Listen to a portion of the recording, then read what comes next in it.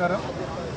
రాష్ట్ర పార్టీ జనతా వారధి అనే ఒక పేరుతో ఒక కార్యక్రమం తీసుకుంది. రాష్ట్ర వ్యాప్తంగా కూడా ఆ కార్యక్రమం ఇవాళ నుంచి మొదలవుతుంది.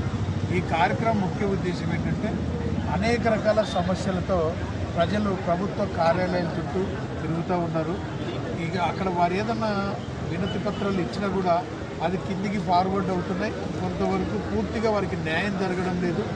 కాబట్టి పార్టీ వారి తరఫున బాధ్యత తీసుకొని ఆ సమస్యలు సత్వరంగా న్యాయం జరిగేలాగా పరిష్కరింపబడేలాగా ఒకటి కార్యక్రమం చేపట్టండి అని చెప్పి ఆదేశాలు ఇవ్వడం. ఆదేశాల్లో భాగంగా ఈరోజు వివిధ సమస్యలపైన కలెక్టర్ గారిని కలవడం, సంబంధిత అధికారులకు అవి సమస్యను రాసే విధంగా మరి వారిని మానిటర్ చేసి ఎప్పటికప్పుడు ఆ సర్వేలు అయ్యి వారికి న్యాయం జరిగే విధంగా ఆ బాధ్యత తీసుకొని ఈరోజు ఈ కార్యక్రమంలో భాగంగా రావడం జరిగింది.